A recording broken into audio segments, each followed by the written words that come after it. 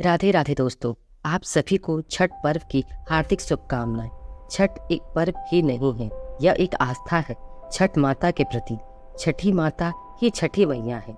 आप चाहे जिस नाम से छठी माता को पुकारें, वो आपकी हर मुराद पूरी करती है। दोस्तों, छठ का पर्व 5 नवंबर से शुरू हो रहा है। छठ के पहले दिन को हम नहाए खाए कहते हैं। इस दिन से व्रती का व्रत शुरू हो जाता है। इस दिन व्रती अर्थात जो स्त्री या पुरुष व्रत करता है उसे हम व्रती कहते हैं। तो 5 नवंबर के दिन मंगलवार को व्रती लौकी की सब्जी चने की दाल के साथ चावल खाकर व्रत की शुरुआत करती है। 6 नवंबर दिन बुधवार को खरना है। इस दिन व्रती पूरा दिन उपवास करती है। फिर शाम को गुड़ की खीर और रोटी बनाती है, जिसे व्रती अपने हाथों से स्वयं बनाती है। दोस्तों, चाहे आप कितना भी गुड़ की खीर खा लो, लेकिन जो खरने का प्रसाद खीर होता है उसकी बात ही कुछ और होती है। उसका स्वाद खुद में अनोखा होता है। दोस्तों, व्रती यह सब प्रसाद एक मिट्टी के चूल्हे पर बनाती है और वो चूल्हा आम की लकड़ियों से जलाया जाता है। दोस्तों, वो खीर का प्रसाद सभी में बांटते हैं और थोड़ा प्रसाद व्रती भी ग्रहण करती है।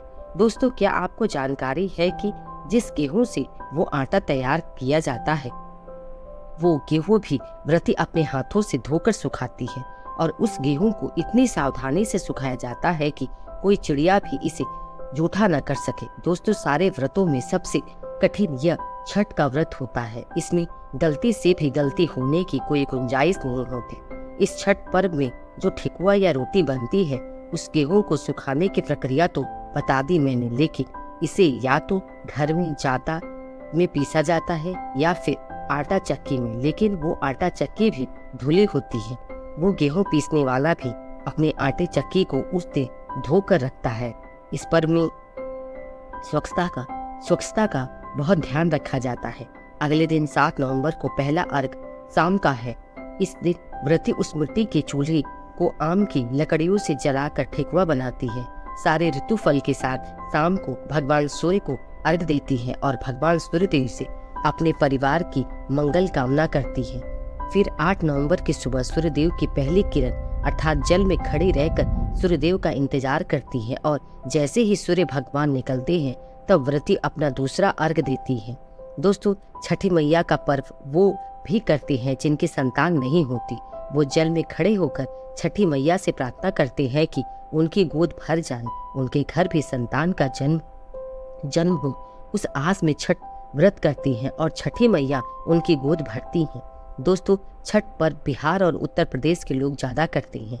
छठ पर्व में व्रती बिना अन्न जल ग्रहण किए यह व्रत करती है अपने बच्चे और परिवार के लिए। यह कोई आसान व्रत नहीं है, यह 3 दिनों का व्रत होता है। एक माँ अपने बच्चे की सलामती के लिए यह व्रत करती है। छठ पर्व हमें यह बतलाता है कि हम डूबते हुए सूरज की पूजा भी करते हैं, इस आस में कि जो डूबता है वो फिर से उगेगा, अर्थात जिसको हम शाम में अर्घ देते हैं कि अगले दिन सूर्य भगवान निकलेंगे और हम उन्हें अर्घ देंगे, उनकी पूजा करेंगे। दोस्तों, आपको पता है सबसे पहले छठ पर्व किसने किया था? तो चलिए मैं आपको बताती हूँ। सबसे पहले छठ पर्व माता सीता ने किया था। माता सीता जब प्रभु राम के साथ अयोध्या आई थी, तब सारे लोग खुशी में दिवाली मनाई। दिवाली के 6 दिन बाद छठ पर्व आता है, जिसे सर्वप्रथम माता सीता ने किया था। अपनी बहनों और सारे राज्य की स्त्रियों के साथ मिलकर छठ का पर्व किया था। उसके बाद से ही यह परंपरा चली आ रही है। दोस्तों, जो छठ मैया है वही छठी मैया भी है। छठी मैया भगवान सूर्य की बहन है। दोस्तों, जब बच्चा पैदा होता है उसके पैदा होने के 6वें दिन हम लोग छठी मनाते हैं। ये वही छठी मैया है जिनको छठ मैया भी कहती हैं। दोस्तों, छठी मैया बच्चा पैदा होने के 6वें दिन उसका भाग्य लिखती हैं। इसलिए हम छठी मैया का व्रत करके अपने बच्चे और परिवारजनों की सलामती के लिए यह व्रत करते हैं। माता छठी मैया से यह प्रार्थना करते हैं कि वो हमारे बच्चे पर अपनी कृपा बनाए रखे, उसे लंबी आयु दे, स्वस्थ शरीर दे, उसकी सारी इच्छाएं पूरी हो। बस यही एक माँ की दूसरी माँ से प्रार्थना करती हैं। दोस्तों, आपको मेरी यह कहानी कैसी लगी? अगर अच्छी लगी हो तो प्लीज़ मेरे चैनल को लाइक, शेयर और सब्सक्राइब करें। प्रेम से बोलिए राधे राधे।